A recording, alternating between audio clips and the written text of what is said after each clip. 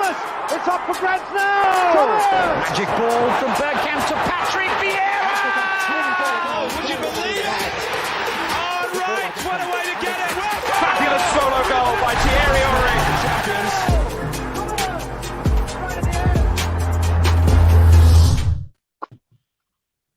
Good evening, everyone. I see smiles across the board. Welcome to the Arsenal Lounge. I'm the African Gooner, and I'll be your host tonight.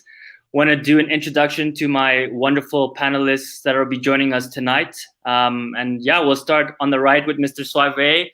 Seems to be a consistent run from you in the past couple of weeks, and it's a great pleasure to have you with us tonight on a positive note after last night's victory. How are you doing?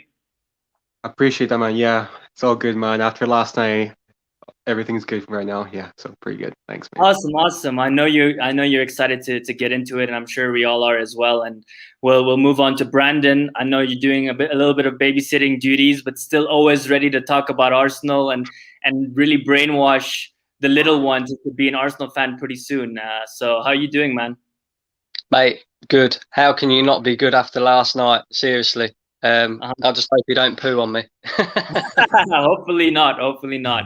And finally, we have the Disky all the way from California. How you doing, man? I see a big smile on your face. Yeah, I couldn't be better, man. Couldn't be better. It's been a good couple of weeks. Well, I wouldn't say a good couple of weeks. I think it's been quite stressful. But, I think last night, that victory, and obviously we'll get into it now. I mean, the world is rejoicing as Arsenal beat the racists. And 4 goals. When's the last time that we've seen Arsenal score 4 goals? It's been a really, really long time, and it was a phenomenal game. So I want to start with you, Enrico. What are your thoughts on the game? Bro, honestly, I was so nervous before the game started. Then obviously when I saw the starting lineup, I was relatively happy. I wanted to see Martinelli play, especially after his performance against Sheffield United. But I was like, right, Saka's playing, Smith Rowe's playing, Lacazette's playing, and he scored after the 2 goals he scored against Sheffield United. I was like, right, that's a pretty enough good team. And I think the first 10 minutes we started quite slow, and then boom, the disallowed goal with Smith Rowe. And do you know what I really like about this team, right? About last night's performance, their heads could have easily dropped after that, because obviously for me it was so close because it was literally millimeters offside. But then obviously Pepe scored 2 minutes after that, and then after that the floodgates opened and we completely dismantled them within 10 minutes. And that 10-minute spell that for me finished the game. And yeah, it was, for me, that performance was much needed, especially after a season. But we shouldn't get too carried away with ourselves after that performance. But all in all, it was a great performance, and some players really stood out. So yeah, all in all, pretty happy with it. Brandon, thoughts? Analysis, reaction? Shock. Honestly, going into that game last night, I, like many Arsenal fans, were very nervous. Looking at the team lineup as well, I thought there was a few question marks. Callum Chambers, I thought he's done okay, but really, in one of the biggest games, granted, xhaka at left back, Martinelli not starting, these little things that just tend not to work out for us this season. And you got to hand it to Arteta. He got it absolutely spot on. And mate, the players looked like they had a point to prove as well. Even from just before kickoff, when you see that photo of Lacazette kneeling down in front of the Slavia Prague players, it's just so powerful. And you can just tell, just from minute one, that 30-minute spell that we had where we scored 4 goals. Yeah, okay, one of them was ruled out, but we scored 4 goals in, I think it was like 10 minutes. Yeah. And how ironic as well that all the scorers were black. How ironic. You know what I mean? So, yeah. Well, sorry, that's why they disallowed the first one, right? We all know that. Yeah, exactly. But yeah, you can't be more prouder than the team. The only question mark that I've got is, where has this Arsenal been all season? You know what I mean? Yeah, 100%. And so, Disky, what are your thoughts? Yeah, I was happy firstly with the momentum that we used from the Sheffield game. Big up Enrico for getting that score right. We kept the clean sheet. That's now two that we've done in a while. So big up for them. And yeah, I looked at the starting lineup. I was actually like, the xhaka at left back stressed me out a little bit. But I was happy to see Emil Smith-Rowe and Saka. Whenever I see them two, I'm just like, all right, cool. And yeah, that's what happens. Racist FC, you get packed up, bro. Do not play with us like that, bro. I remember I was driving on my way to my mate's house to watch the game, and I was like trying to listen to the commentary at the same time, and I just hear the first goal go in, and then I heard it was disallowed, and I thought, no, man, this is gonna be another one of those Arsenal games. But yeah, we proved it. We proved it wrong. That, you know, we just came at it for those like 15 minutes. We completely shut the game down.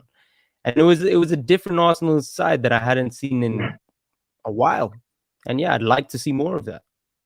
100%. So I'll just jump in and give my thoughts, and then maybe we can go through the first half, the second half, what you guys thought about the goals individually and collectively, and just round up the performance and give your rating on Arteta, because I think we all knew that this was D-Day for Arteta. If he lost, I mean, the whole fan base was really going to go into meltdown, in my opinion. I think a lot of people would have made their final decisions, and a lot of the people on the fence would have finally gotten off that fence. But I mean, in my view, 4-0, as Brandon said, I mean, big smile on my face. I slept like a baby last night. I mean, when we were cruising 3-0, that second half, I mean, it was pretty much a done game. I wasn't worried at all, and I was super relaxed. And I don't remember the last time we watched a European game. I think it was Moscow when we won the first leg 3-0. That's the last time I watched a European game so comfortable and with no stress and not pulling my hair out. But I mean, yeah, as the Disky said, I think xhaka playing at left back was something I wasn't too happy with. And, you know, I thought that Slavia Prague were going to be actually posing more of a threat than they did. I think that if they were more attacking and they actually went for the game more, I think we wouldn't be talking about xhaka being such a good left back as we are today, right? So I want to give him his props, but I also want to mention that although he did do well, he wasn't tested, right? Let's be real. If he's playing against Mahrez, he's playing against Madison, he's playing against some of the top wingers, we're talking about a completely different xhaka, one that gets exposed and one that would have been really put in the bin, in my opinion, and let the team down. And that's obviously not his fault, right? It's the manager putting him there, but just we need to keep a realistic balance that this is not a long-term solution for us. It works when we have the ball, it works when we're playing against lesser oppositions, but it's not going to work with the bigger teams, and I wouldn't play that against Villarreal. The other point I would say is about Gabriel, and I'll let you guys all talk about, you know, the substitutions, or sorry, not the substitutions, the starting 11s that you would have liked to see. But for me, I thought Gabriel should have started with Mari. People talk about not being able to play two center backs with that are left-footed. I think that's a myth. I mean, in this you know, in the 21st century, at this level of professional soccer, you're playing for Arsenal Football Club, you should be able to use both feet comfortably, right? Mm-hmm. Every player on the pitch, regardless of the position. That's the way I see it. So I wanted Gabriel to start with Mari, but again, can't really complain when you keep it another clean sheet, and then Holding does a really solid job. And then I guess the last one for me is, as you all know, my favorite player, or one of my favorite players, Gabriel Martinelli. I mean, I was really sad that he didn't start, but I mean, Pepe did the business again, you know, second game in a row. So really can't say anything to that. So, I mean, just going around the table, Enrico, Brandon, and the Disky. Enrico, we'll start with you. What? I mean, were you happy with that team? You know, were you nervous? Did that change that 3-0 prediction that you originally had, or were you still confident with the team that we had? I mean, ideally, like I said before, I wanted Martinelli to play, because for me, he's a momentum type player. And once he got that goal against Sheffield United, I wanted to see him play, because he's such a dangerous player. Because he's so different to the other players in our team. Because once he gets the ball, he just runs at players. And you saw that yesterday, even when he came on in that short spell, he had that chance. And that was all from him running at the defender, making him second guess him, because he's so tricky, because he can go on either his right or left foot. But aside from that, I thought the team was okay. Mari and Holding, I don't know what is, right? But I think Mari and Holding is a really good centre-back partnership. Not for the future long-term, but for this season. Yeah. Because every time I've seen Holding play with Mari, Holding always has a really good game. And I think Mari is a leader. I think Mari's actually a bit of a leader, because you can tell this guy is experienced. He's 27 years old. He's been around the block. So I think, all in all, the team selection I was pretty happy with. And just the only one that kind of annoyed me was not seeing Martinelli play, because, boy, every time that kid plays, he's just so exciting. He brings something. He brings us so much offensively and also defensively, because he just runs about. And so yeah, that was my only bugbear. But apart from that, when I saw that team, I was like, yeah, I'm pretty confident getting those that win. Yeah, pretty much. Cool, and yeah, I mean Martinelli is a shooting star, right? And then we saw that. I was so bummed out that he didn't finish that, because I think that would have been the cherry on the top, just have Martinelli score. But so dangerous. You can see as soon as he touched the ball, he knew he was going to beat the guy, and he already knew that once he beat the guy, the defender, that he was going to go straight for goal, and he wasn't going to pass that opportunity. He was going straight for goal, and I love to see that hunger from a kid. It reminds me of Sanchez, really. I mean, he reminds me of Sanchez so much. It's phenomenal, and I can only pray and wish that he reaches that height of Sanchez for us. Brandon, thoughts on the starting 11? What were you happy? Did you want to see any changes? Yeah, so I have to pretty much echo what Enrico was just saying there. The only one that I really looked at for a player not starting was Martinelli. Obviously, I had question marks over Callum Chambers, Granit Xhaka in their respective positions. Also, Dani Ceballos as well, because Dani Ceballos has a tendency of churning out like one good performance and then he'll churn out 10 rubbish performances. So you just never know what Dani Ceballos is going to turn up. But you can't complain about that last night. Arteta, for example, he made some brave decisions. It was a brave decision to put Granit Xhaka at left back. Brave decision to play Callum Chambers over your two recognised right backs in Cedric and Bellerin. He made some brave decisions yesterday, and they paid off. You can't really complain too much about that. Yeah, that's pretty much it, really. I just want to see that heart, fight, passion week in, week out from now on. Well, just before I go to the Disky on that point, Brandon, I think that really is the question from all Arsenal fans. Where has this Arsenal been? And why is it always that and it's not just this season, over the last 10 seasons, we seem to show up when we know our lives are like absolutely on the line. And that shouldn't be the case. A big club mentality is not about doing one-off performances when we really need it, and also when we really need it, it doesn't happen all the time, right? It's, I would say, 4 out of the 5 times when we need it, it mostly comes, like for example with the FA Cup, right? And I think players are too comfortable, Brandon. I think players are too comfortable, and when they realize that their lives are on the line, because I think if they lost last night, the questions would not only be on Arteta, but it would also be on the players, and a lot of them wouldn't have a career here. So I think they decided to suddenly pick it up and care about the game, which shouldn't be the case, right? And I think that also goes to the manager in terms of culture. Yeah, go ahead, Brandon. Yeah, I just wanted to add as well about the centre-back partnership. So I personally, I'm a bit like you, mate. I would have gone with Gabriel and Pablo Mari, but someone said something on a podcast. I can't remember what podcast it was now, but someone said something about the centre-back partnerships and about how whenever Gabriel plays with Holding, he always looks a bit rash. He always looks like he's not quite comfortable. Whereas this Pablo Mari and Rob Holding seems to work well, and Gabriel and David Luiz seems to work well. So maybe we've found our centre-back partnerships.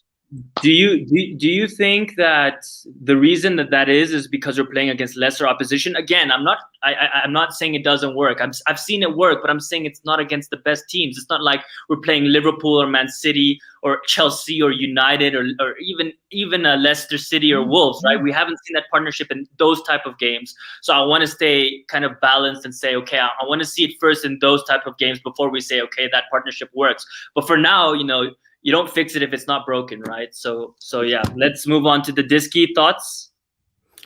Yeah, I think I agree with what Brandon and Enrico said. Like, firstly, big up to Arteta for making those brave decisions. And I was really happy with the 3 people that I really wanted to see: Saka, Smith Rowe, and Pepe starting.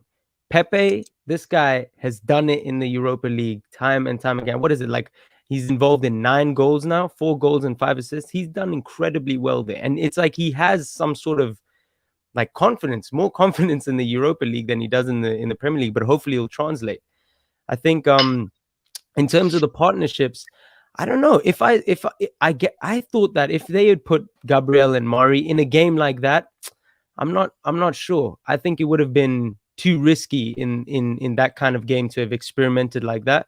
But yeah, I have noticed that Mari and Holding do seem to, it's almost like Mari gives Holding the composure. And maybe when Holding and Gabriel play, it's like they don't know who has to be the defender that's the more aggressive one. And I think Gabriel just naturally takes that and then sometimes can make rash decisions in games. But all in all, the team lineup, I mean, yeah, you really can't complain. Like, it got the job done. Arteta did what he needed to do, and big him up for that. You know, like, we got to give him credit where credit is due.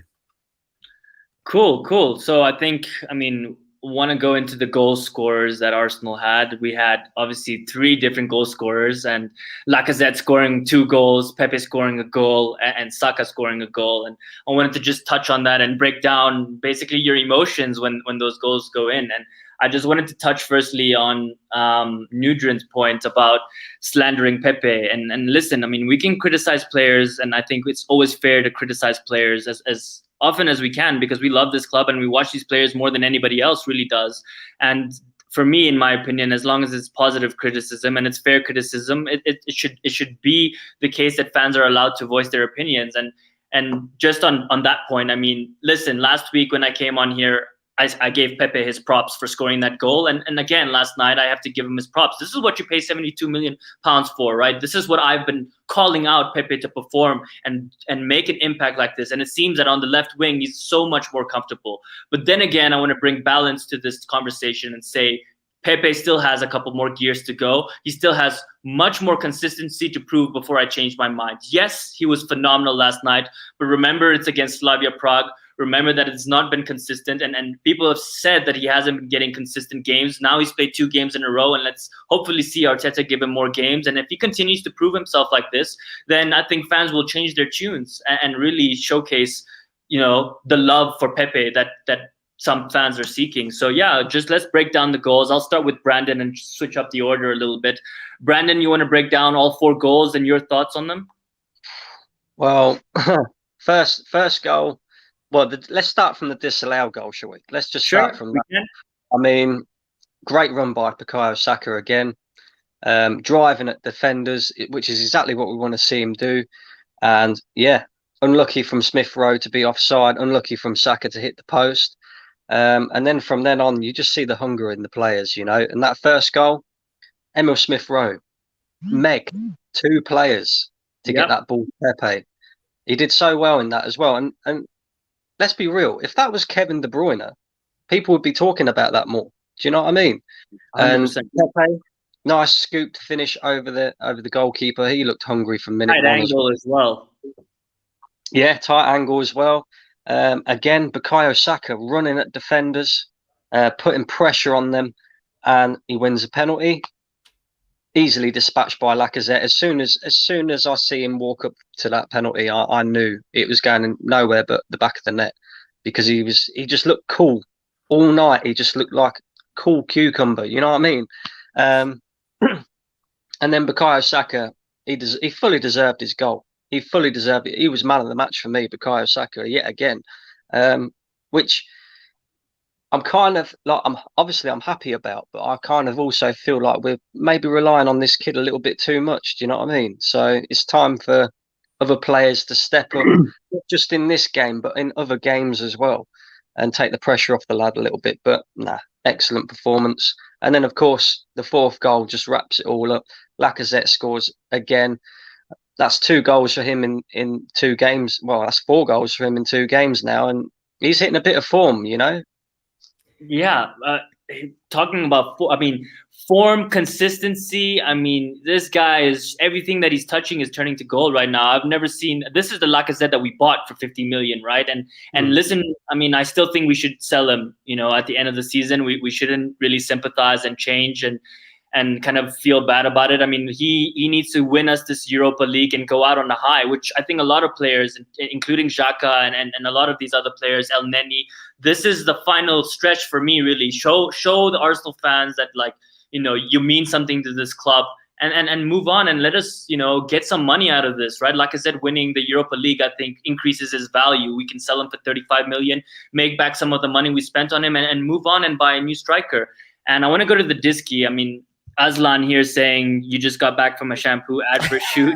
The type of hair Lev wished he still had. Great comment there. So I thought I'd put that in. But yeah, man, what are your thoughts on those goals?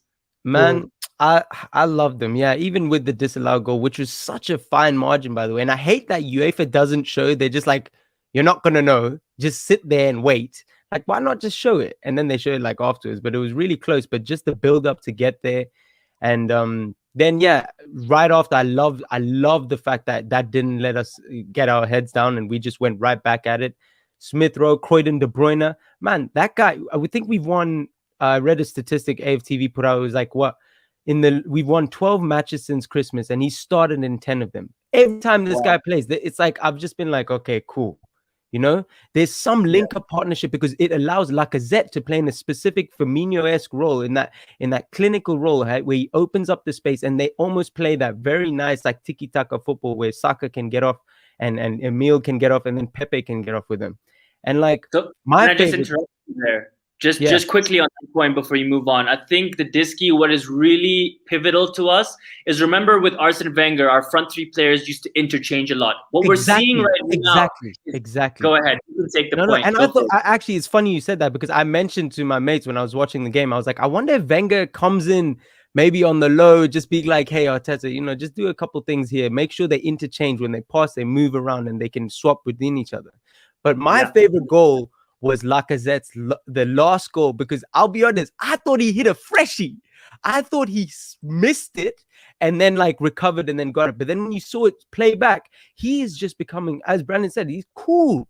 He's got that composure now where he's at that age where he's like, he's so clinical in the box. He knows exactly what touches he needs to make and the positioning. And I honestly think, so one of my mates is also into sports. He was telling me that basically when a player is trying to get transferred away, they can only base their statistics of that current season and nothing else. So let's say he scored, well, he didn't even score 20. He's got 15 goals in the last season or something. They can't use any of those stats. So he's performing now. Hopefully, you know, I want him to end on a high. I want us to, because Lacazette has done some special things for our club, you know, and it would be sad to see him go without a trophy or just ending on a bad note. But for me, he was my man of the match, just for the composure and the hunger that he had for the goals. I love that guy, bro. I love that guy.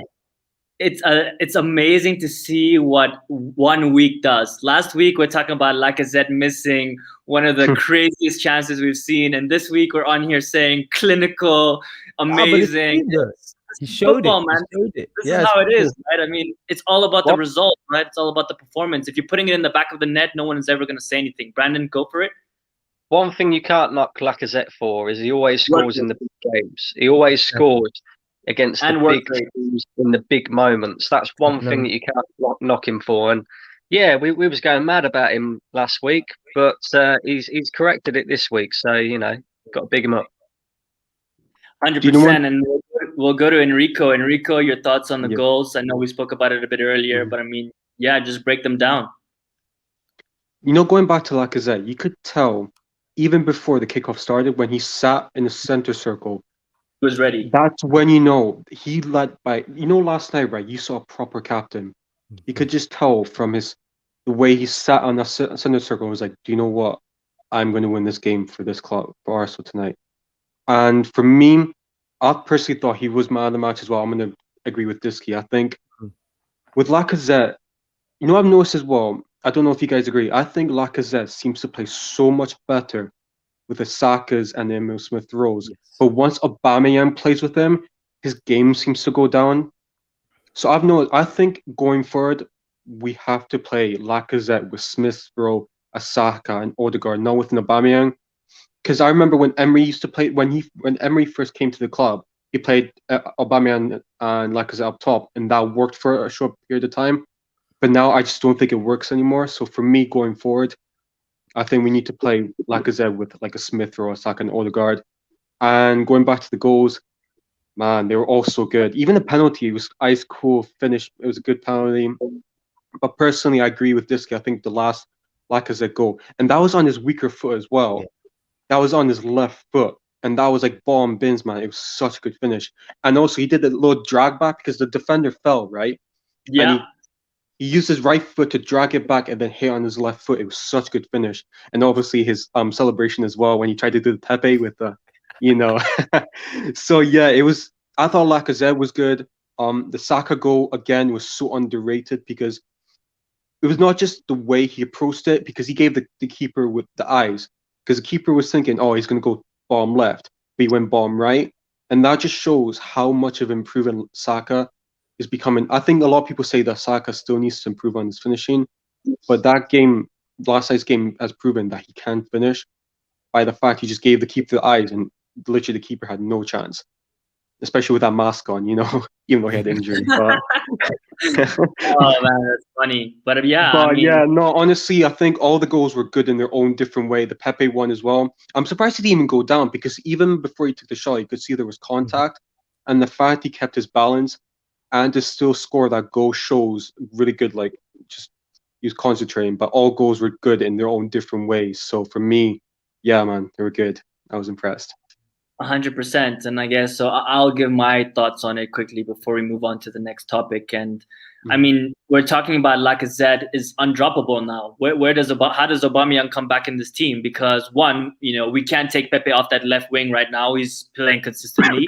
And even if we do take him off, I think Martinelli still deserves to play before Aubameyang. So now Aubameyang is like third pick, you know, and left wing, and Aubameyang can play right wing. So how does Aubameyang come back into this team, right? And that is credit to Lacazette, as we said, super cool finish.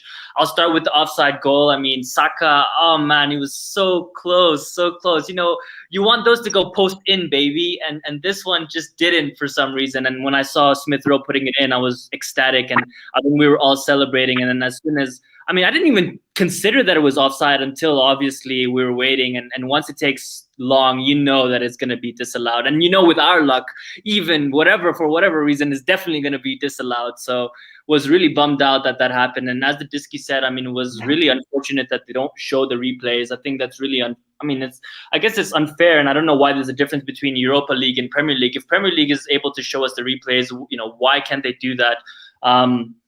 Why can't they do that in the European leagues, right? And to the Disky's point, I mean, that was a toenail, you know, offside. And Enrico and I spoke about this. I mean, in the past, the rule is you always give the attacker the advantage. Now, all of a sudden, with VAR, you know, if it's just so tight, it's always being given offside. I don't know why this rule has changed, unless I was taught, you know, the wrong thing growing up. But I'm sure that is the case. The attacker is supposed to get, you know, if it's basically on the line, the attacker should get the advantage and it should count as a goal, but it seems to have changed.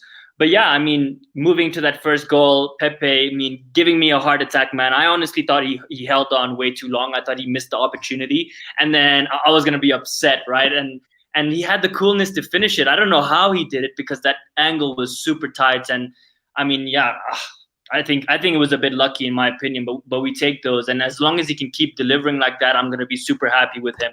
And as Brandon said, I mean, Emil Smith Rowe, basically the Bergkamp reborn, and megging two players so silky. If anyone in that position, we were either getting a free kick on the edge of the box or we were getting a penalty, right? So we were just so dangerous in the play. That entire play, we were so dangerous.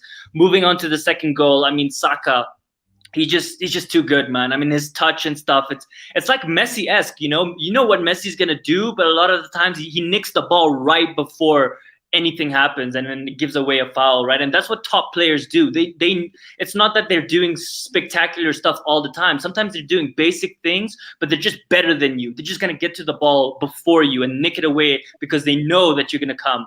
And that's what Saka had, man. I think those players knew that they couldn't even argue. It was a straight penalty.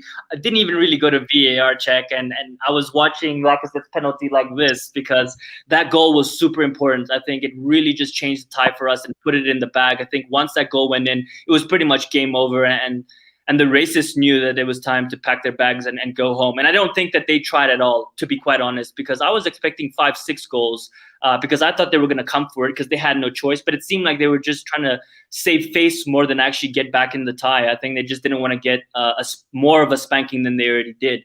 Moving on to the third goal, I mean, Saka, and listen, I don't want to be too harsh on Pepe, but you know, if Saka can do it, Pepe can do it as well, right? Whether he's playing on the left wing or right wing, Saka is showing Pepe that is how you play on the left wing. A left-footed comes in, first one he hit the post, second one he gives the keeper the eyes, and he puts it right in the corner. The keeper couldn't do anything, and his celebration said it all for me. He was so happy with that goal because I think there was a little bit of pressure on there I think he knows that the fans, I think he knows that pundits are saying that this guy is not, his end product is not there yet. And really he showed to everyone and he showed to the world that if Foden can do it, so can I.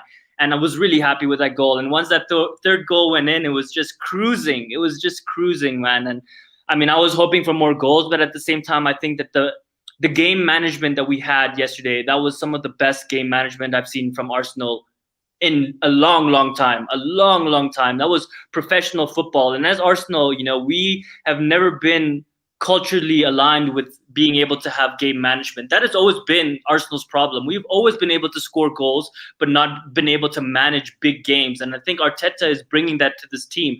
And remember, he has a very weak squad. So moving forward, we're only going to see this improve. And yeah, let's touch on that fourth goal. I mean, I actually, like the Disky said, I thought he completely fluffed it and then just came back to him. But I watched the replay and he completely did the defender. I mean, sat him on the floor and just banged it top corner. And Lacazette just has that. Remember the goal against Tottenham where he bangs it in the top of the net and Lloris can't really do anything with his left foot. Very similar goal, right? I mean, just so much power, so much precision in that, and it was just phenomenal. Can't complain. Cherry on top would have been Martinelli scoring that chance that he had, and then I was on my knees when he missed because I was ready to celebrate that with all my heart. That was the guy that I wanted to score, coming in 5 minutes and proving to Arteta I only need 5-10 minutes to really score or make an impact, right? And yeah, I mean, a phenomenal game. I think that pretty much closes up the game last night, and we'll move on to this topic. I want to just talk about it quickly. Arteta versus Unai Emery. We're in the semifinals, boys. Very excited. We're on our way to the finals, and the next, I guess, barrier is Unai Emery, who obviously, as we know, previous Arsenal manager, basically the most successful manager in the European competition, in the Europa League. He's won it 3 times in a row. And yeah, he's going to be ready and licking his lips to prove the world that Arsenal made the wrong decision. And Arteta and the Arsenal hierarchy and the Arsenal fans, most of them are going to be, behind Arteta, making sure that he proves that he's the right man and we made the right decision. And we are going to look like clowns in that game. So I'm going to start with the Disky, man. Well, what are your thoughts on this? Do you think that it should have as much hype and as much emotion as we're putting on it, or do you think it's just a regular game with Villarreal and we should just take it easy and we should just get through like a big club? I think it's so ironic. And of course it would be something like this that happens to us. Like United takes us to the final. We didn't show up like that, but then meets us again in the semi-final. And it's like, man, I don't know.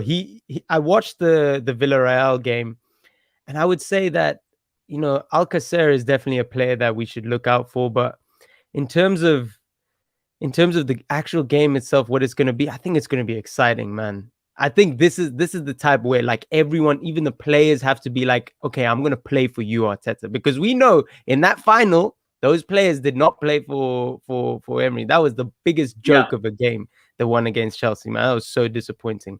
But now meeting them again, I wonder if Unai is going to be like, I know how they play, or Arteta is going to do something completely different to throw him off guard. But I think consistency is there. But what is going to really pay the difference is going to be the players' hunger. That game yesterday was like, okay, we want to win this league, and we want to show that we can really win it, not just like 1-2-0 come back from thing. We want to polish people. So I think that first game that we play, we need to hit them with 3 goals, something like that. Like properly go at them. None of this conservative thing, waiting to the second leg. Now finish it so that we know exactly where we're at and what we need to do for the second round. But I'm excited for it, man. I'm excited for it. 100%. Battle between the 2 Spanish managers. Sorry? I said battle between the 2 Spanish managers, I know, and listen, as much as I hate versus the vampire. Yes, hopefully it's going to be a very good evening for us in 2 weeks' time. But I mean, yeah, it's going to be very interesting tactically to see what Unai Emery does. And I think it's going to be, I see Brandon is ready to jump in on this. So I'm going to go on to you. But I mean, will it be worse if we lose against Unai Emery and get knocked out by him than if we lost last night? Thoughts on that? Or do you think it's still all the same? We still get knocked out. I'll tell you, it'd be loads worse, mate, because then you start questioning, oh, maybe we have got the wrong manager, this, that, and the other. What's going to be interesting is you've obviously got the Arteta out clan, the Arteta in clan. You know, And the neutrals. Be, and the neutrals. and the neutrals as well. And it's gonna be interesting. It's gonna be very interesting. I think if we play like we did last night, we'll brush these aside. Honestly, I think the average age of their squad is 30 or something like that. So they're a very aging squad. Retirement type. And Unai Emery's getting the best out of them. There's no question about that. The only one thing that worries me is Unai Emery's record in this competition. I think I read a stat earlier on today that said, barring the final for us against Chelsea, Unai Emery has not lost in 21 consecutive knockout games in this competition. That is his record. That is an immense record in this competition. And also, just to address one of the comments that I saw earlier on about Arteta, me being Arteta out. At the moment, I am Arteta out. Everybody knows that. But if Arteta wins the Europa League, I'll have no choice but to give him at least one more season, because you can't sack a manager based off the fact that when he's won the FA Cup and the Europa League. Right now, just winning the FA Cup is not good enough. And I said it at the beginning of the season. Arteta's season, I want Champions League football. If he delivers that, then I can't sit here and say Arteta out. But I'm not going to sit there and say Arteta in either. I'm going to be one of them who sits there and says, I'm not Arteta in, but I'm not Arteta out. But I'll happily give him one more season to see if he can prove his worth. 100%. And before I go to Enrico, I just want to jump in on that point, Brandon. I think that's kind of where I'm sitting right now. And it's a little bit different to you, because I think if we make it to the final and we lose respectfully, respectfully as in we play our hearts out, it actually looks like the players are playing for the manager and are playing like it's a final, and we lose 1-0 on a penalty or a bad decision, I can't say Arteta out. Regardless if we lose in the final, I'll say, okay, cool, he has one more year. But if we lose like we did against Chelsea 3-4-0, then I'm also going to be on that Arteta out. And it's going to be very interesting because we can't predict. I mean, we've seen the way, whether it's Champions League or Europa League, there are always crazy stories and developments that happen. And who knows if we're even going to be playing Man U in the final. I'm hoping it's Roma, because I think that's a team I want to face personally. I think United are just way too dangerous. And as an Arsenal fan, as confident as we may be, I'm not stupid enough to think that, United is not going to be more dangerous. And I wouldn't take that risk. I want the easiest fixture regardless. I mean, that's just me in my opinion. But Enrico, I mean, what are your thoughts on Arteta versus Unai Emery? Is Francis Coquelin gonna show? He's going to turn into. He's going to turn into a peak Vieira. He's going to turn into a peak Vieira. Let me just say that. I mean, it's written in the stars. What, sorry? It's written in the stars, isn't it? Man. Just having these ex-Arsenal players come back and just perform. And the weird thing is, they've also got two ex-Spurs players, and Etienne Capoue and is it Juan Foyth? He used to play for Spurs. So there's so many battles. There's so many stories. There's so many scenarios. It's just going to be interesting how we deal over the two legs. I think the fact we're playing away first is actually a benefit to us, because I think we can go there and get that away goal.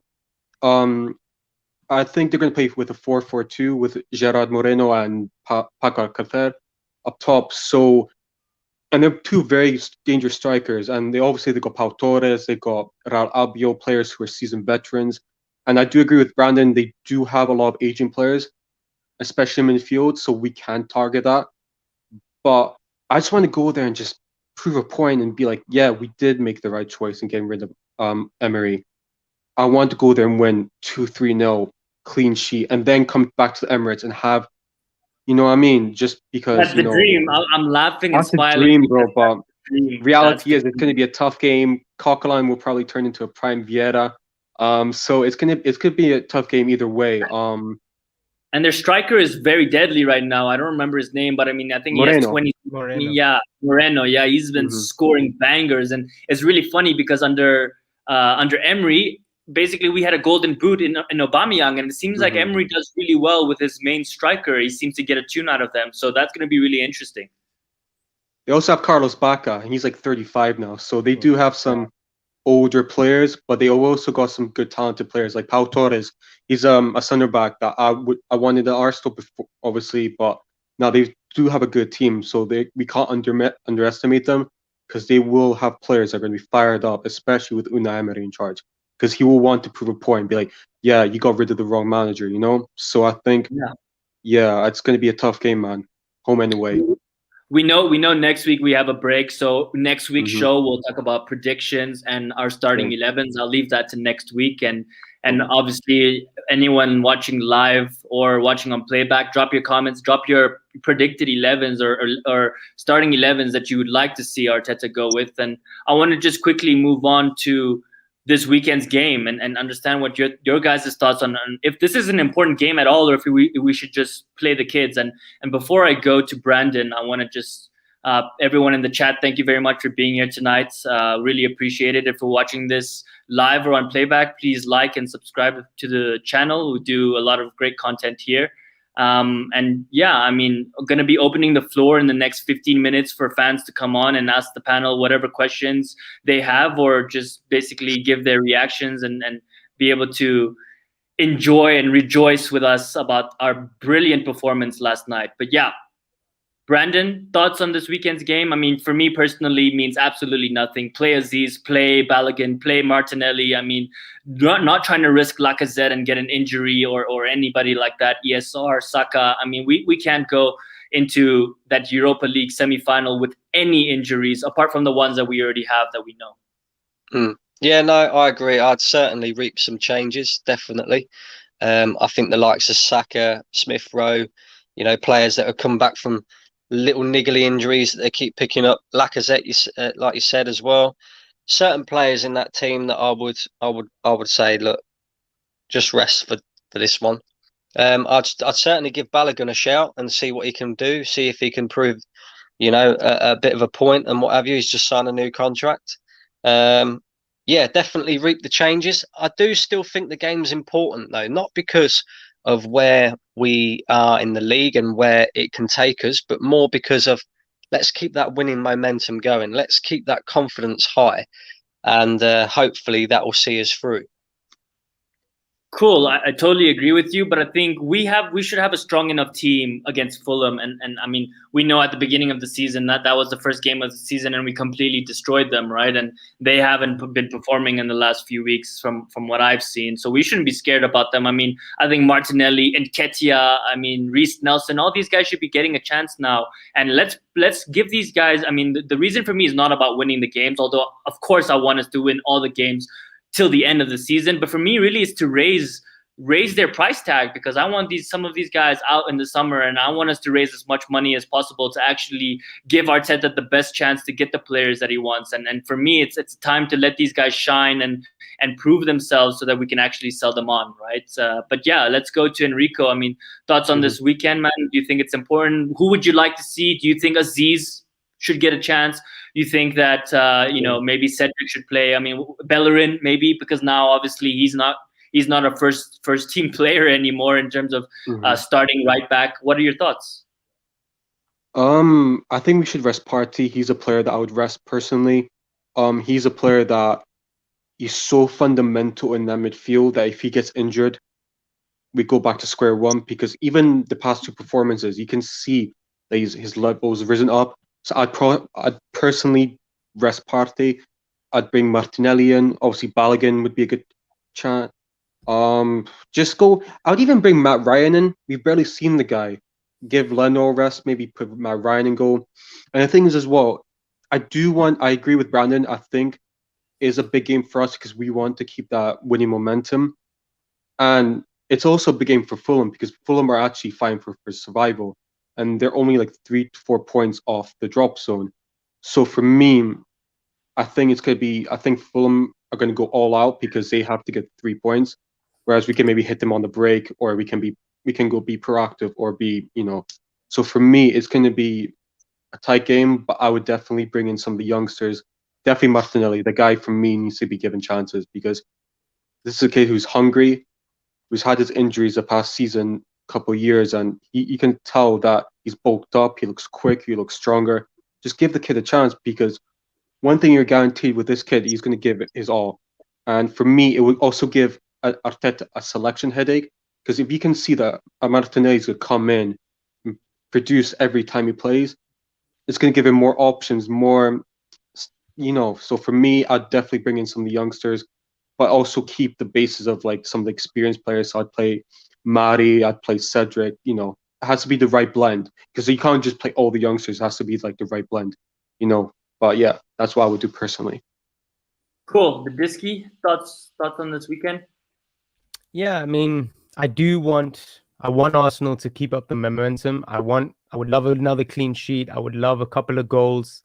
Selfishly, I kept Lacazette in my FPL team, so I was hoping he would stay. But I would rather have Arteta almost start the youngsters, let them play, let them perform, let them show something, and then maybe at like 65, 70 minutes, bring on some of the other players just so that they get a little bit of game time before the Villarreal game, because I don't want them to completely be out of it and still have the ability to at least have a couple touches and to keep fit in that game and maybe get a couple goals to keep their confidence high as well.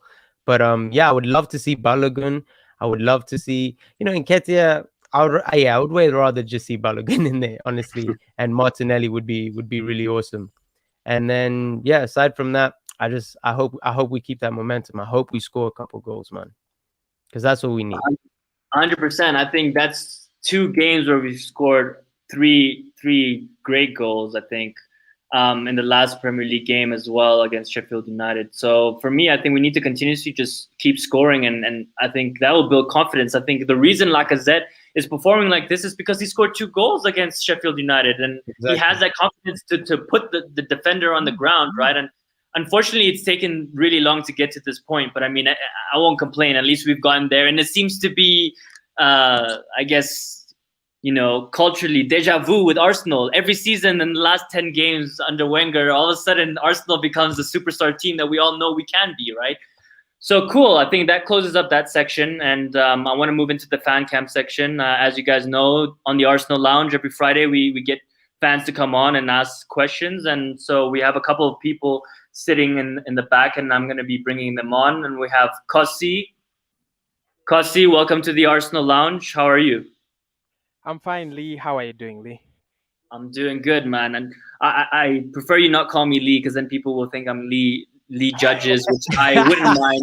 But Lee Gunner, maybe no comment on that one. So yeah, you can just call me African Gooner from here on out. But cool, man. It's a pleasure to meet you. What do you want to talk about, man? I mean, you want to talk about the game last night and ask anyone any questions? Yeah, I think I want to talk about the game last night. Okay. I think, really brilliant. But I also want to ask you guys about Edin Nketiah and Alexander Lacazette. So probably let me just have a minute and talk about the game. I think it was character. We've seen this kind of character in the Europa League from Arsenal, against Benfica, against Olympiacos. And that was so brilliant. 3 goals, 6 minutes. That was so brilliant from us. The character. I love the character. And so many people are saying we might not be able to beat Villarreal, but I think it will go back to character. Emery is so good at Europa League, but I think realistically, he's good at knockout football. I mean, it's knockouts. It's knockout football. He's gonna knock you out. So, and Mikel, I don't think Mikel sucks at knockout football. So probably, if we get the same character, if we go out there with the same character, because if you ask yourself, why didn't we get the job done in the first leg? Chances, not finishing chances. That's the only reason I can give. If you had taken those chances in the first leg, it would have been a very different conversation. Would have gone into that game, talking very, very different words. But when you come, in the second leg and everybody's quaking, and then the character is different, the players are playing differently. It's like we are on a mission. Smith Rowe is on a mission. Saka is on a mission. Pepe is every player was on board. I saw the best of Dani Ceballos in that game. Then you're like, what's wrong with that? With us? And I've had so many people ask me these questions that, Kossi, why don't we play like this the whole season? And probably that's one of the questions I would like to ask you guys. What happens? Why don't we play like this? The whole season. You've seen this performance. You last saw, we saw it against Chelsea. We saw it against Manchester United at the Old Trafford in the first leg. But then when you're playing Aston Villa, it disappears. When you're playing Wolves, you score the first goal and it disappears. When you're playing Southampton in the FA Cup, it disappears. I don't know why the consistency is not there, but I think it's one of the things that have been actually hurting us. My question there is, to the panel, anyone can answer, is what do you think is the problem? Why do we lack a lot of, why do we lack consistency? We play one good game and then it takes a lot of time for us not to get that good performance again. Then you get another, you pick another on Boxing Day against Chelsea. Then you have a couple of good ones. Then you drop it against Wolves, you drop it against Aston Villa. Then you wait until Sheffield, and the fans see that performance. What is wrong? What do you think, guys, is so wrong? Arsenal this season. I'd say what it is you still got a lot of Arsene Wenger players there. You still got a lot of individuals who are not consistent and have shown that under different managers, who still are at the club, who still start week in, week out. And I think that sort of mentality has come through players that have been at the club for a long, long time. That's the only reason I can think of, to be honest. I can't see why we get up for the big games, but we can't get up for the smaller games. It doesn't make any sense to me either. So, yeah, that's a good question.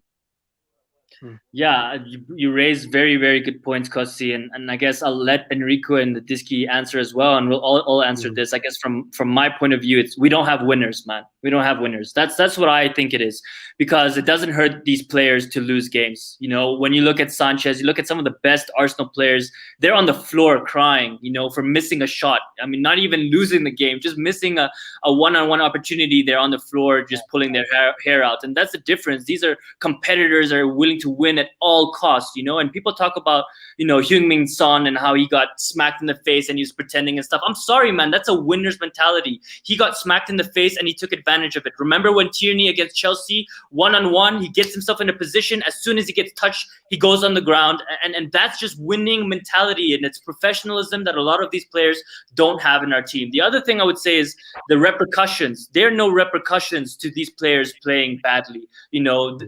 Our coach is very new. I feel like a lot of the experienced players don't respect him as much, which is why he has issues with Aubameyang and some of the more senior players like the Willians and I guess even the Pepes. And so for me, it's just these players are too comfortable, man. There's no, they know that they're always going to be consistently playing. Yes, we're seeing Bellerin being dropped now, but how long has that taken for Bellerin to be dropped, right? I mean, we've been seeing the entire season he's been poor, and then finally he's being dropped. So I think it's also the culture in this team. And I disagree with Brandon. I think in the past against Arsene Wenger, we actually used to beat all the small teams and never show up in the big games. I think now under Arteta, we show up against the big teams, but it's against the small teams that we actually struggle. So we actually flip-flopped the opposite for me, and it shouldn't be that way. We should be consistent, beating every team. As you said, Kosi, I mean, that yesterday, that looked like a final, man. That looked like we wanted to win the game. Last week, it looked like it didn't matter. It looked like the players didn't care, and it was a quarterfinal. It was basically against the same team, but a completely different character and mentality, right? So I think it's also the culture in the club. It comes from top down, man. I think if you know that the owner is going to fire the manager for losing one or two games, right? Like, for example, Chelsea do, I think that comes down to the players, and they feel that pressure, and the manager feels that pressure. And it's a whole culture with the club. We don't have that because our owners are spineless. They're never going to make big calls. They're never going to get rid of Arteta. I don't know if you watched Fabrizio Romano's interview, but he basically said even if we got knocked out, Arteta was still going to be there, right? So imagine if the players know that. I mean, they're not going to have any incentive to actually perform in the quarterfinals because there's no repercussions. But that's my thoughts. I'm going to let Enrico and the Diski also give their thoughts, and then I'm going to bring in Sebastian. Okay. Go ahead, Diski. You can go first. Yeah. African, I feel like you made proper good points there. No, legitimately, I would say that, like, I thought it was like social media at first. It's almost like, we have a good run of games. Then they all get on social media, change their haircuts, start partying, showing us the backroom stuff and like their dances and everything. And then they bottle it the next game. And it's like I compare it to like a guy who goes to gym, gets a six-pack. Now he's got a six-pack. He's like, I'm going to just eat McDonald's for the next week. And then has to do the same thing over and over again to think. And that comes down to visions and your goals at the end of it.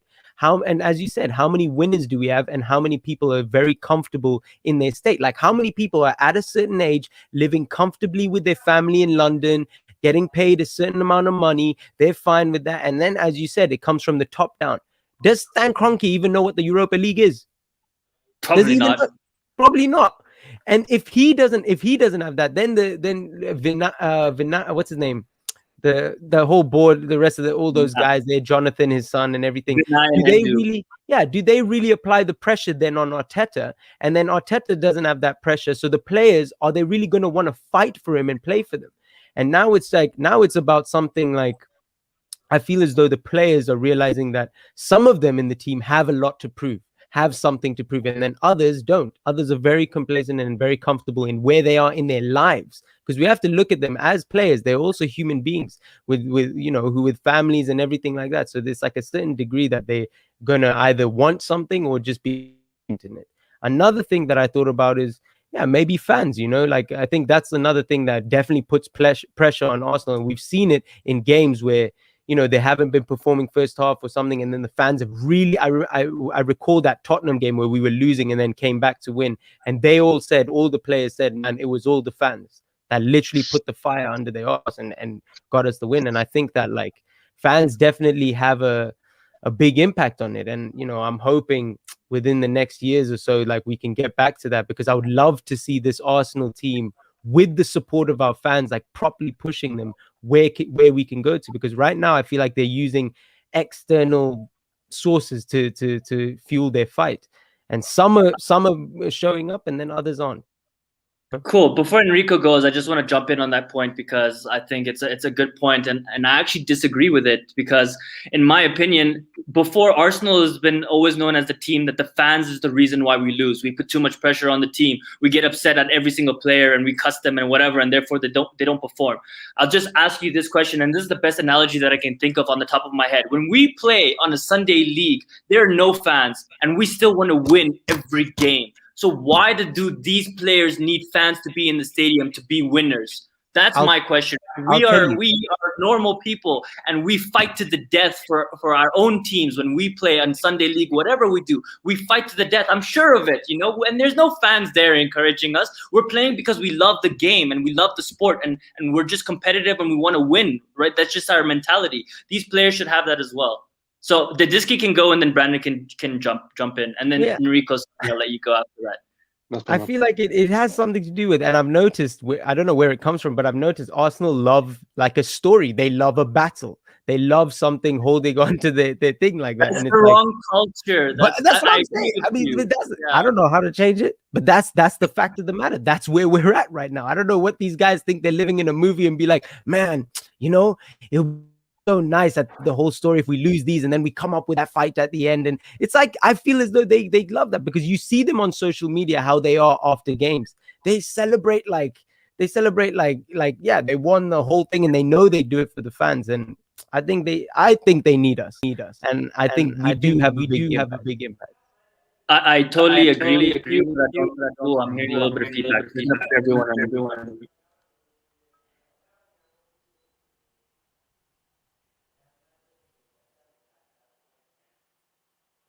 Cool. Sorry about that. So, maybe it is me, because I'm still hearing it. Cool. You guys can all unmute. Yeah. Well, I don't think it is you, mate, but there you go. The other point that I wanted to point out as well is Mikel Arteta. He changes the team that much. You don't see a set starting 11 either. Like, how many times has he changed personnel within the team? And when you don't have a set starting 11, it's hard to find consistency then, because you've not got players that know how to who they're playing with and how to play with certain players as well. Not that it's an excuse, because they're professional footballers. They should be able to churn out decent performances anyway, but I do think that also plays a part, the fact that he tinkers with his team quite a lot. Agreed. I think the problem fixed itself. So apologies, guys. I don't really know what that was, and I'm not sure how we were gonna fix that, but it seems to have fixed itself. Enrico, it's your time to shine. You're on mute still. Can you hear me?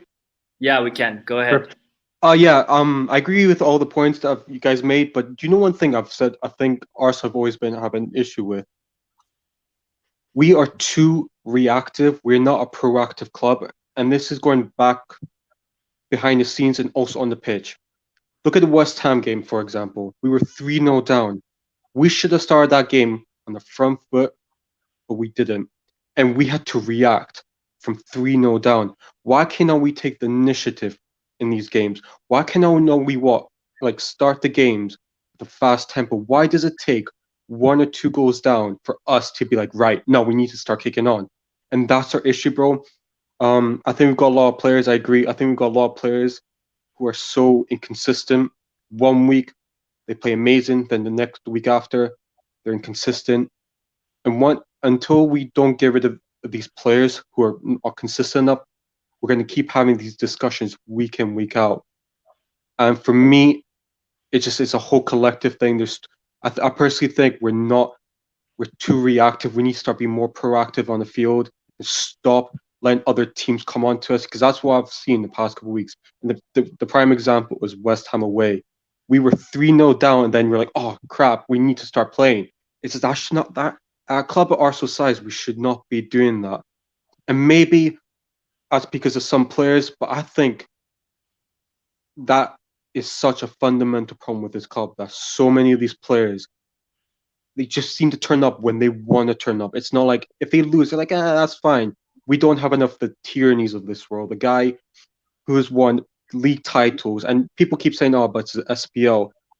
He's still a winner. This guy has won more than 9 league titles at the age of 23. The guy's a proven winner. We just need more winners. We need more players that are going to fight for every game. And I think we still got that fundamental issue that some of these players are still it's a mentality thing, bro. It's a mentality thing. 100%. Yeah, it's a mentality thing, man.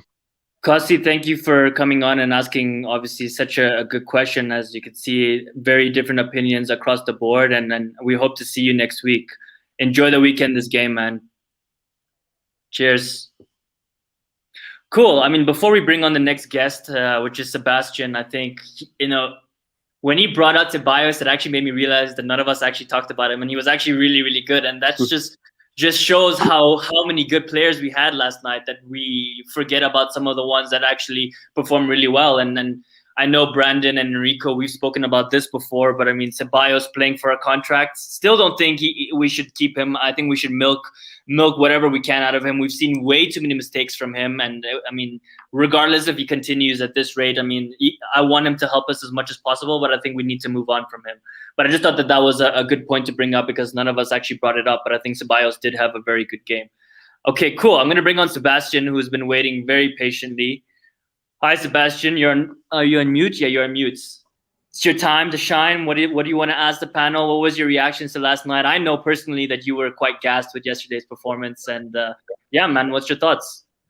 Yeah, they did very well. They did exactly what we wanted them to do in the first leg. They responded very well. And yes, as we all said, even when we got the goal, which was disallowed, they didn't let their heads drop. They just went on and just killed it. Like, remember last week I mentioned the example that look at how we destroyed CSKA Moscow in the first leg a few seasons ago.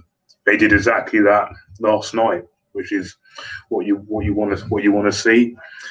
And yeah, it was brilliant. Not much more to say. I think the front four was excellent. Saka, Smith Rowe, Lacazette, Pepe, they were all really good. And cool. So I'm sure you must have some questions, but I'll start with asking you a question.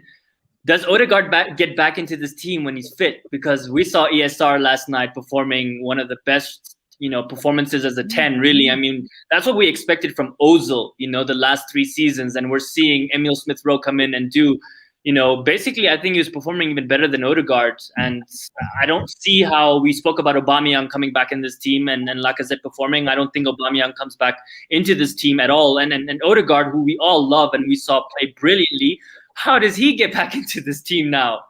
Oh, That is a very hard question. Well, it is exciting that we still got him to come back for these later rounds. But if he's just come back from an injury for a few weeks, then it probably might take a little bit of time just to get his full fitness back. So probably not straight away, but ease him back in from the bench. And if he does perform, then start him again. But if as soon as he gets fit, have him on the bench. Don't rush him, because we don't want him to go down again. Then he can't play when we need him the most, because we need all our squad fit, or most of our squads fit for these later rounds, especially if we were to go on and do something great in the competition later on.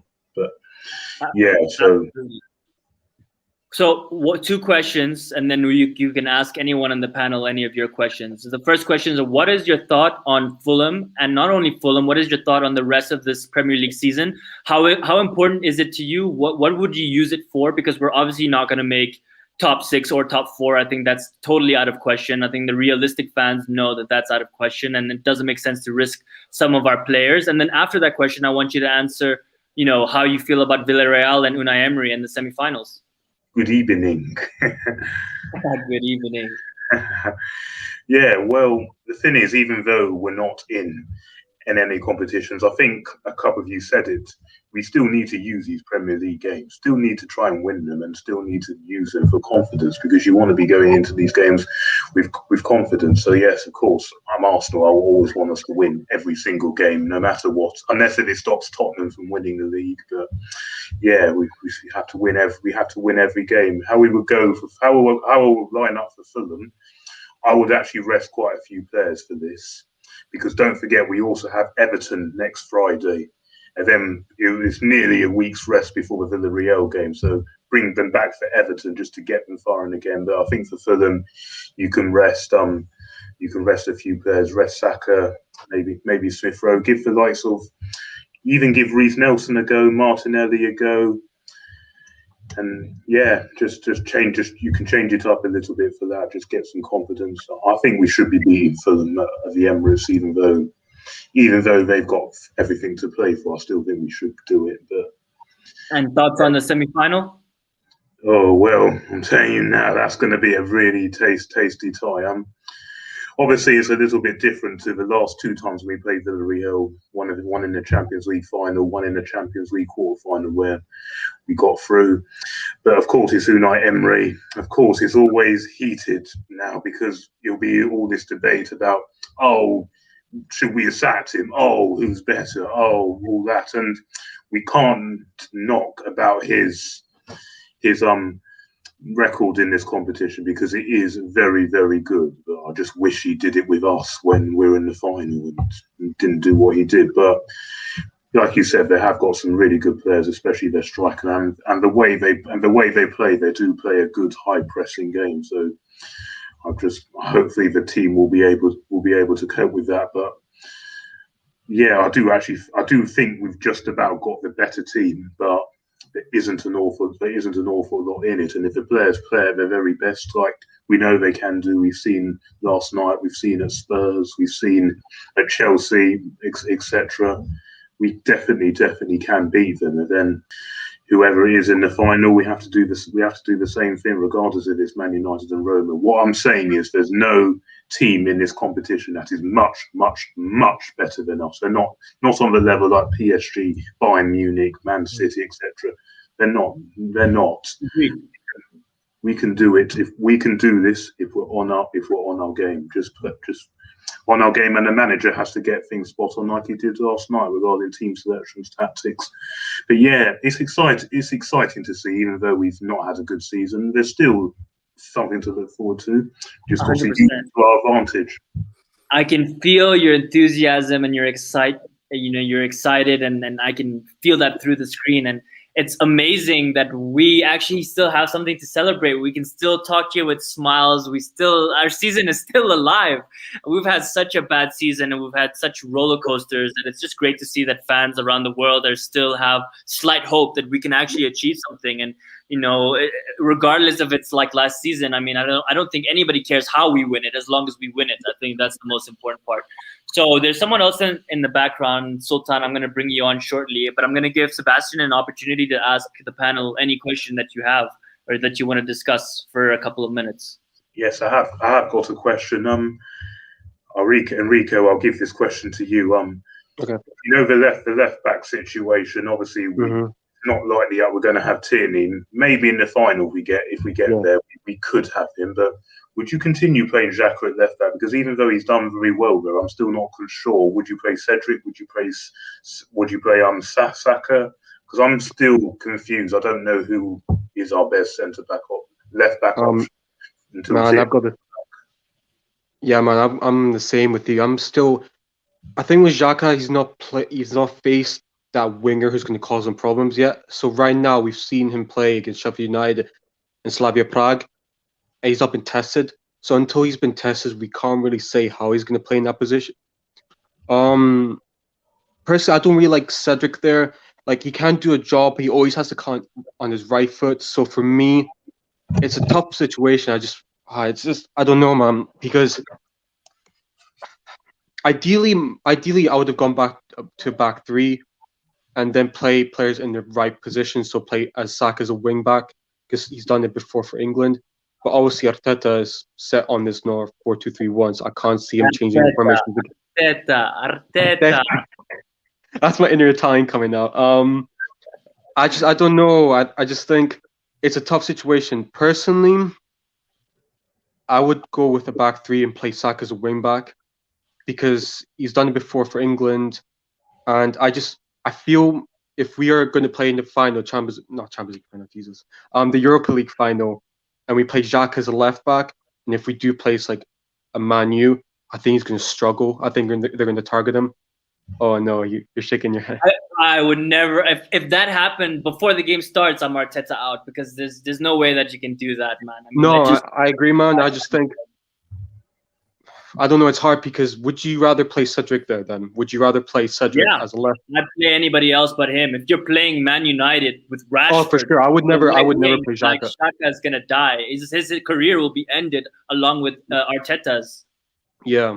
It'll be like the Chambers one against Swansea a couple of years ago. Yeah, and Montero. It'll be like that, man. So we don't want that to happen again. So for me, it would have to be Cedric because obviously xhaka has not been tested against a high-level opposition winger. So it probably will be Cedric. Yeah. Sebastian, the real question you should be asking Enrico is: if Roma make it to the final, who's supporting, Arsenal or Roma? That's the real question we all want to know. Do you know what, man? If that happens, I'm just gonna lock myself up in the room and just cry in the corner. We need to hear it here first, Enrico.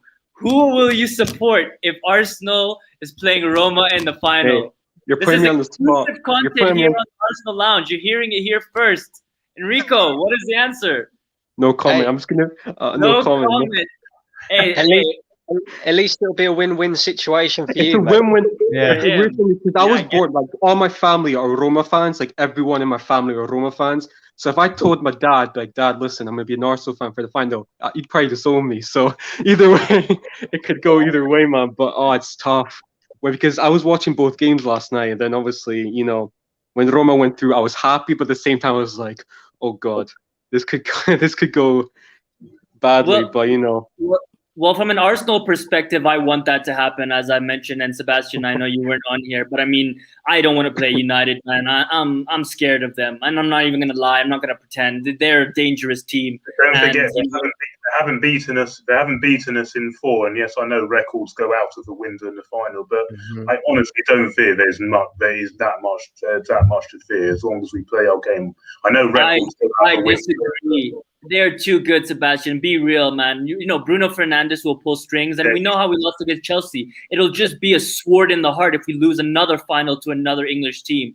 And we know United has already won the Europa League, and they really don't have any reason to win it apart from winning the trophy and dumping Arsenal and making sure Arsenal don't make the Champions League. They're going to be super up for that game, and it's going to be the first. Yeah, definitely. Yeah, definitely. There is that, but at the same time, we should be trying to do our bit.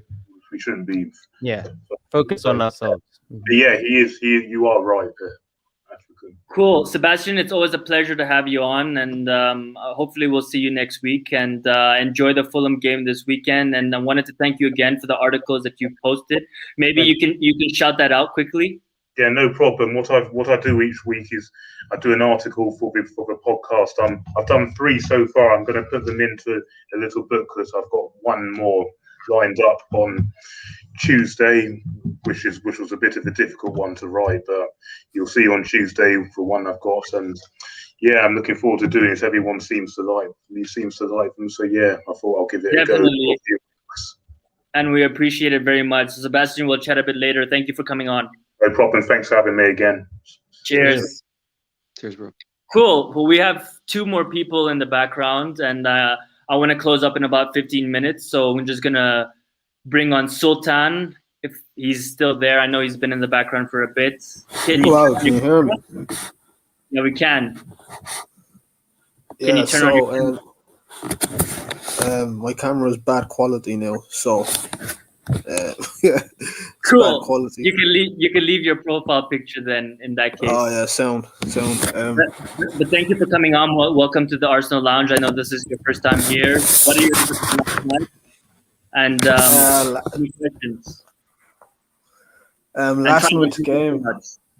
Please. Say that again. Try not to move so much because there's a bit of a echo.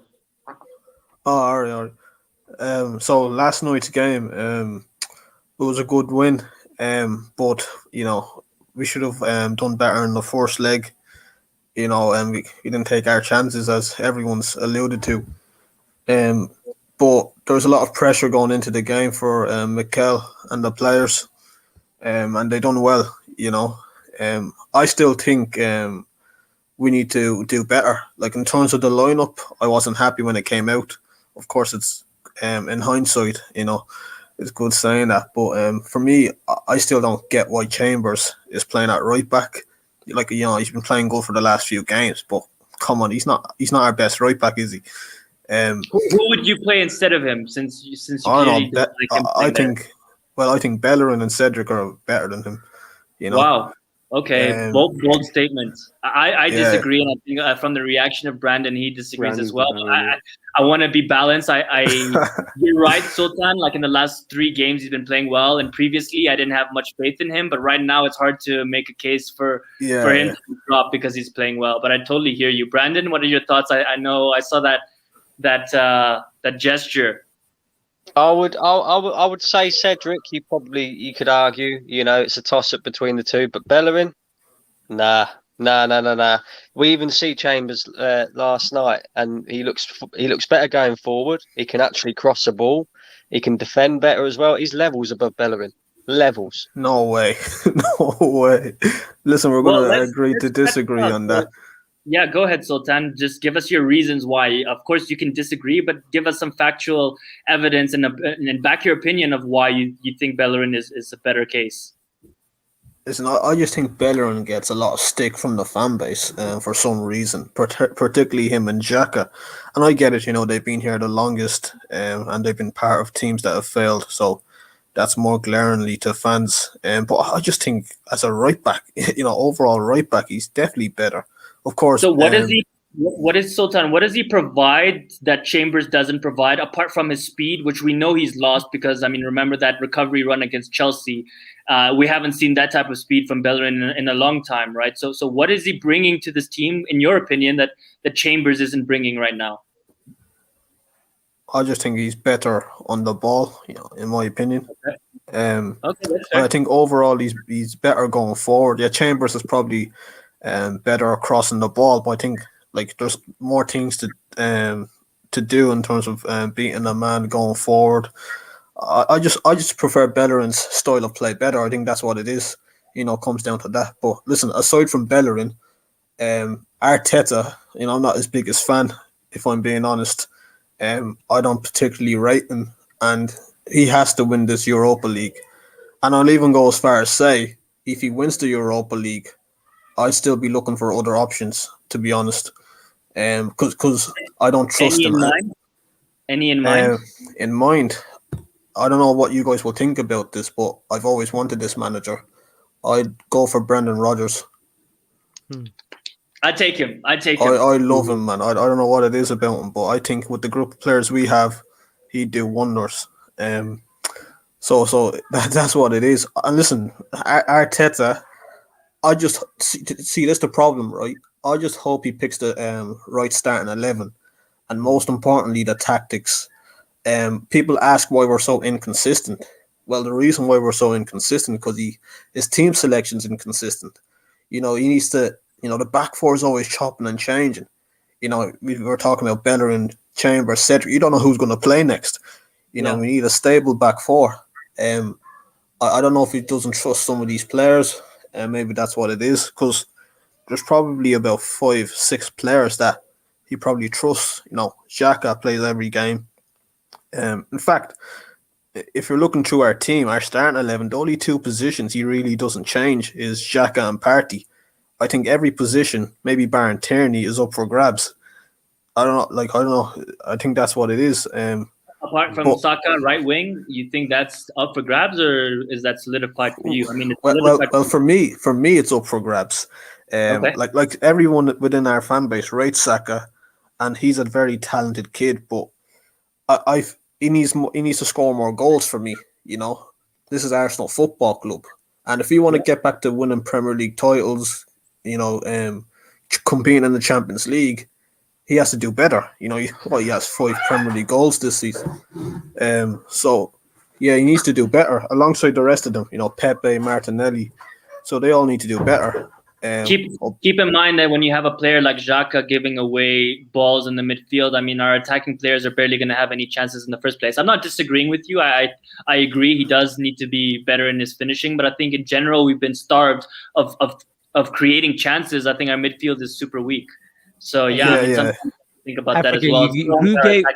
I do have to say, African, who gave the ball to Pepe yesterday to then Pepe give to Lacazette the final ball? If you look at that ball, Xhaka actually did a good one. So give him credit. Sometimes he can pull out these passes more consistently, right? I mean, if he can do that every game, like if Partey can give that assist against Sheffield United every game, we're drooling over here because that's what we're expecting. As Sultan said, Arsenal's a big club. These guys need to be doing this on a regular basis, right? Yeah. But he's right. I mean, it doesn't make sense if Arteta keeps chopping and changing, and we honestly still don't know what the best starting 11 is. We have that in mind, but we never really see it, and we know it's never going to be the same every week. So he raises very good points. Yeah, that's why it's so frustrating. He never picks our best 11. I suppose every one of us probably have a different starting 11 in mind, but I reckon we could get 8 players right. So it's very simple. For me, this part of the reason why I haven't blamed the players really this season, because in my opinion, I feel like if he picked our strongest possible 11 and he actually went to attack teams from the off. Because Arteta is a very pragmatic manager. I don't know what you guys think about it. He's more. I think he's defending more than he does attacking, and this is why I'm a bit worried. Touch you on that. Sorry, Sultan. Do you think that is his style, or you think he's adjusted his style based on the squad we have? Because I think that's a question that a lot of us have different opinions on. So, what's your opinion on that? I actually think it's his style because he's been here for over a year and a half. And I remember, no manager goes into a job straight away and just automatically changes a system, nearly a year and a half to 2 years in. You play your system from the get-go, right? So I think what we're seeing now is his style of play. He probably will say that he needs better players to do it, but I just feel the thing with Mikel Arteta, let's put it this way. Since he's come to Arsenal, the one thing he's not been able to get right is the balance of the attack. We don't seem to score enough goals under him. And I think he just needs to get that balance right. And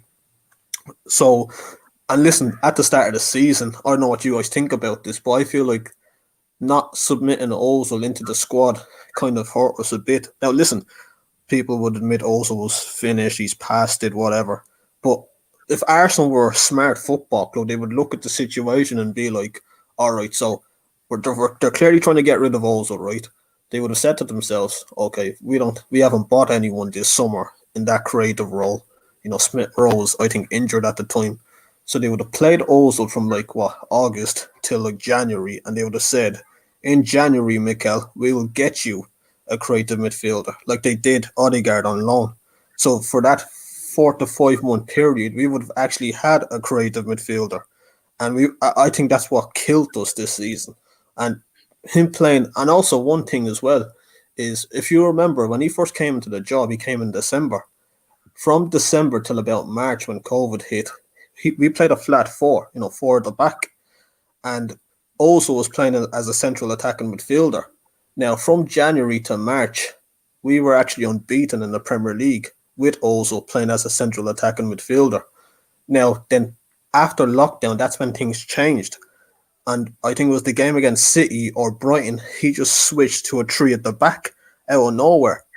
Now, I was very confused because, if, for example, if he switched to that more pragmatic three at the back because we were leaking goals and losing games, I'd understand it. But we were unbeaten, so I don't know what he saw. I just think he overthinks it a bit. I don't know what he saw through lockdown to make him go to a very pragmatic system. Pragmatic. Yeah, And- I and- totally hear you. And one more thing as well.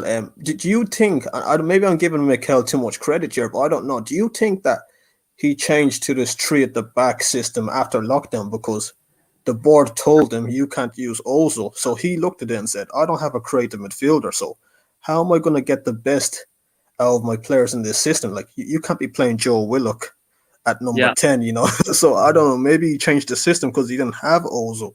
What do you think I'm about going to that? let Brandon answer that because we're running out of time. So Brandon, just answer that question. We'll wrap Yeah, up. you could be right, mate. You could be right. I also think that he changed the three at the back because we was leaking too many goals as well. I think we needed to be more defensively stable. I think that's been our biggest problem for years. Is just us leaking goals all the time. So he was trying to sort that out at the same time. I think, maybe you're right, not having the creative midfielder in Ozil, not having a replacement there as well. Maybe And no maybe sort of Tierney. twist him a little bit. Yeah, no Tierney as well. So it's like, you're probably right, mate. You're probably spot on. Cool. Sultan, unfortunately, we've run out of time, but you brought up some really, really great points. And I wanted to thank you for coming on. We hope to see you in the future and enjoy the Fulham game this weekend, man. Yeah, no problem. Thanks. Cheers. Thanks, man. Cool. So running a little bit over time because as you can see, very excited fans from around the world coming on and having their say. And then, as you can see there, Sultan very respectful and he has different opinions on Chambers and Bellerin, but the way he comes across it, he's not attacking. He's very respectful and he has his reasons, which are fair. And every fan can have their own opinion. It's just how you address them. And that's why we have these types of platforms where we can, respectfully chat about them and disagree if we want, as long as it stays respectful. But yeah, we're going to close off. I think we've chatted a lot about a lot of things and we've pretty much gone through most of the things we wanted to discuss. I think before we go into closing remarks, just quickly want to get everyone's feedback. Arteta in or out, as we said. I mean, we have to ask this question. And then obviously you can say you're neutral or you still need a bit more time to decide. But really from yesterday, when you woke up this morning, are you Arteta in or out? And I'm going to start off with Brandon because I know that he's quite decisive on how he feels about the manager. And I'm wondering if anything changed last night. I know you touched on it a bit later, but this is the time for really put the pressure and ask the question, yes or no? Still Arteta out, and I will be Arteta out unless he wins the Europa League. If he wins the Europa League, I will change to a neutral where I'm not Arteta in or out, but I will happily give him the one more season. If he doesn't, like say for example, if we get to the final and we lose, it's still not good enough. He has to win this competition for me to change my stance on the manager. So for now, Arteta out. But Cool. It could change in a couple of weeks.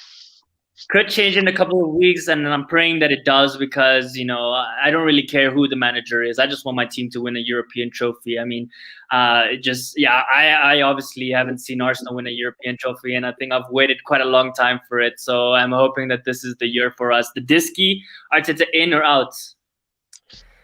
As of now, I have to say Arteta in because I don't know the solution for Arteta out. If we had a solution, if you gave me a name, I would consider that possibility. But as of now, I am Arteta in. Well, there's Rafa Benitez, but we can get into that next week. Enrico, Arteta in or out? I'm going to agree with Brandon. I'm Arteta out. I think we can do better. But if he does win the Europa League, I will give him next season, and I want to see what they do in the summer. That's the most important thing. I want to see what the board does, what Arteta does during the summer. Then we'll see what happens next season. But as it stands right now, I'm Arteta out, sadly. Cool. I mean, again, you can see the difference in opinion from everyone. And my opinion on this, as I said, is, it's not really a cop-out because I've been this way the whole time. I said last night, if he lost, I was going to be Arteta out. But I mean, that performance for me, it gives him a little bit more time. And obviously, I'm going to be judging this on a game-by-game basis until we get to the final. I want to see how we play against Villarreal.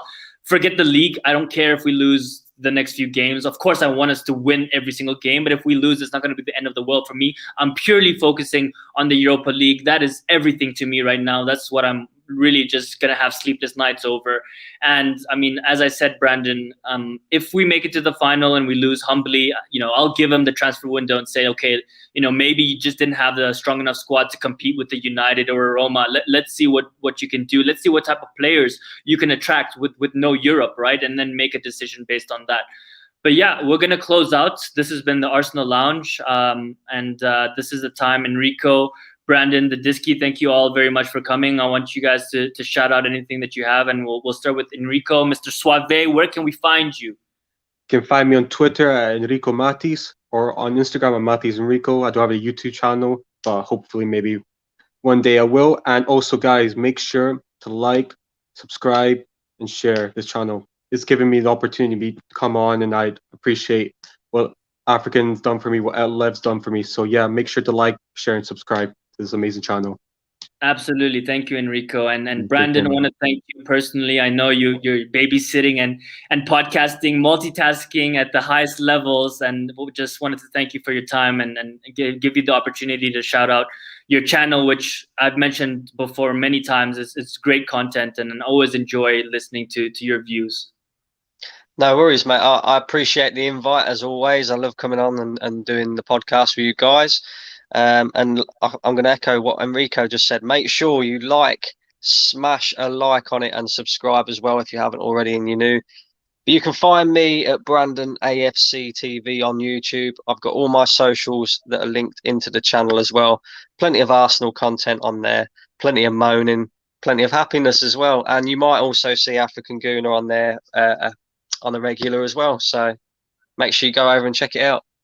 Absolutely, absolutely. And then the Disky, wanted to thank you. I know big time difference compared to the one that I have. Mine is only a 1 hour time difference, whereas yours is much more, and you're taking your time out of your day to come on. So thank you very much. And obviously shout out whatever you want to. Yeah, you guys can find me on my Instagram. Instagram is mainly for my acting stuff. It's at Ariyan Kassam, ARIYAN.Kassam, KASSAM. But yeah, you can also find me here. I've appreciated African for bringing me on. Honestly, it's been a platform that I've always looked forward to this. Like even after all the games, I'm like, man, I can't wait to just chat with the boys. And yeah, like, share, and subscribe, because this channel is amazing and they're doing some really great things. So yeah. Absolutely. Thank you for that. And just closing remarks from my side, just wanted to thank Lev and Shaheen, who hopefully are scoring some good goals playing footy tonight, and to thank them for giving all of us the opportunity to be on here and have our say and have this platform to chat about the team that we love so much and we care about so much. And thank you to them for giving us this opportunity. It's been a great pleasure to chat to all of you. I love that we're all smiling. We're all sleeping like babies, I think. And hopefully next week we can chat about the predicted 11 and get into detail about Villarreal. But yeah, it's been a great pleasure. It's La African Gooner, and this has been the Arsenal Lounge.